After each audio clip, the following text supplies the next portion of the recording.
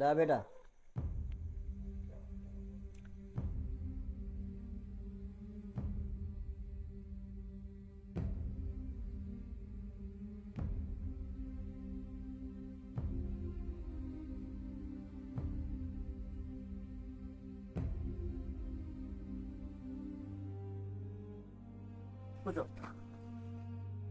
పర్లేదు.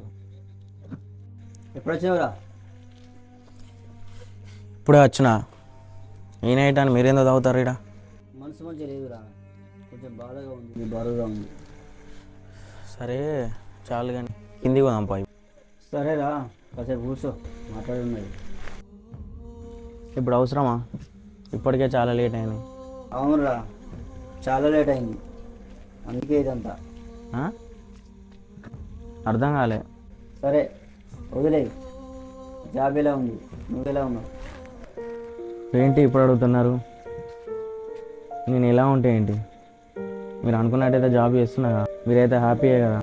నేను ఎట్లా ఉంటే ఏంది, నేను నా ఇష్టాలతో పని ఏంది? నిజమేరా, దేని నుంచి అడగలేదు, ఆలోచించలేదు. కానీ మీ అమ్మని రోజు అడిగేవాడిని, కొడుకు ఫోన్ చేసిండా అని. నీ ఇష్టాలంటావా? నీ ఆలోచన రాకముందే నాకు తెలుసు. మీకు అట్లా తెలుసుంటే నేను ఇలా ఉండేవాడినే కాదు.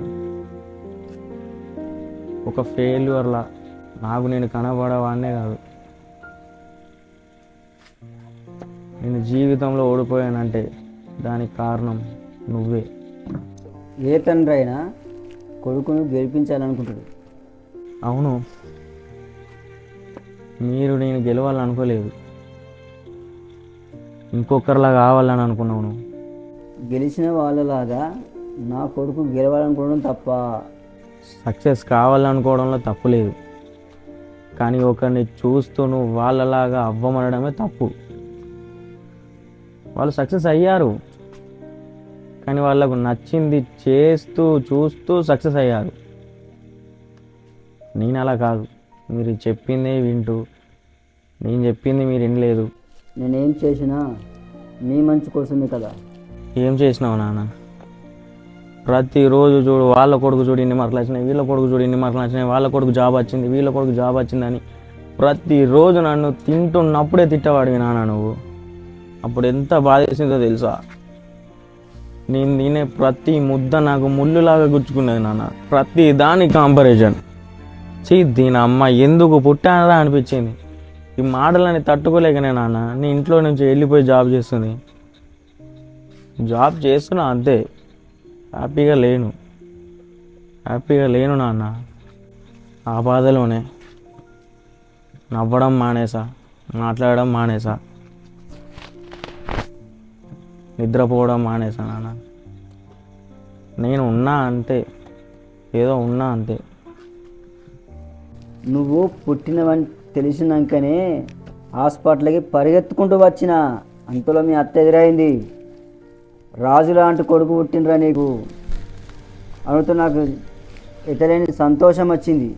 నిన్ను చూడగానే నిజంగా రాజు లెక్కనే ఉన్నావు. నిజంగా నేను రాజు లెక్క పెంచగలుగుతానా అనే ఆలోచన నాకు వచ్చింది. అప్పుడే నేను ఏడ్చిన మొదటిసారి. నిన్ను అలానే గొప్పగా చూడాలనుకున్నా. నా కోసం కంటే నీ కోసమే చాలా కష్టపడ్డా. పనిచేసి రాగానే మీ అమ్మ ఎదురయ్యి మొట్టమొదటిగా నాన్నని పిలుస్తూనే గొప్పగా ఆనందం వచ్చింది. అప్పుడే మొదలైంది భయం. నీకు రాజులాంటి జీవితాన్ని నేను ఇవ్వగలనా? అప్పటి నుంచి ఎక్కువ కష్టపడ్డారా. ఆ కష్టమే మన ఇద్దరి మధ్యని దూరం చేసింది. తప్పు చేసిండ్రా, చాలా పెద్ద తప్పు చేసిండ్రా. నువ్వు మంచిగా ఆశతోటి అర్థం చేసుకోక మానేసినరా.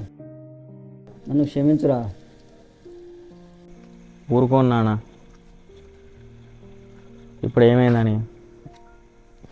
మీరు చేసింది కూడా ఇక నా గురించే కదా.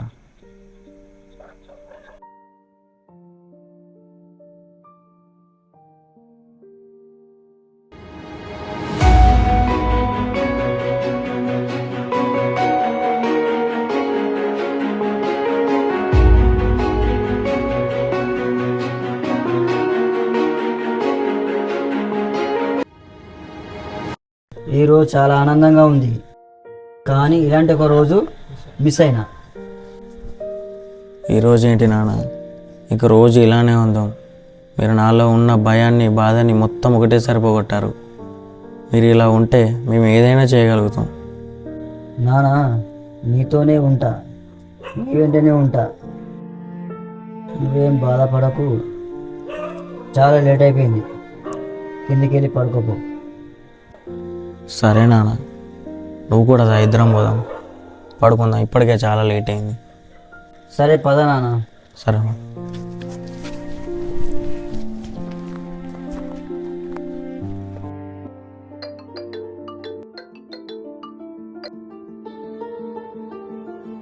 హలో, మీ నాన్నకి ఇక్కడ యాక్సిడెంట్ అయింది బాబు.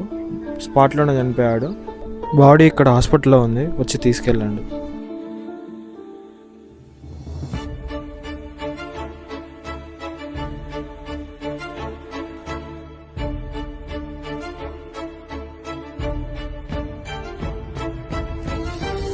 నాన్న, 2 అక్షరాల ఈ పదం, కానీ ఎన్ని జన్మలు ఎత్తినా తీర్చలేని రుణం. మా నాన్న నాకు ఆ రోజు ఇచ్చింది విలువైన నమ్మకం. నేనున్నా, నీతోనే ఉన్నా, చెయ్యి, నేను చూసుకుంటా అనే ధైర్యం. ఇంతకన్నా ఏం కావాలి జీవితంలో ఏదైనా సాధించడానికి? నీ ప్రేమని నీకే నాన్న ఈ పంచాలని ఉంది. నీ ప్రేమని మళ్ళీ నీ కొడుకై పొందాలని ఉంది. ఇది ఇలాగే జరగాలని కోరుకుంటున్నా. My father is not my hero, my father is my everything. Thank you నాన్న.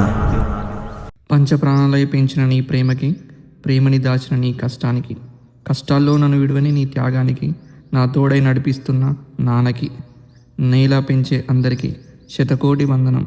మా ఈ చిరు ప్రయత్నం మీకు అంకితం.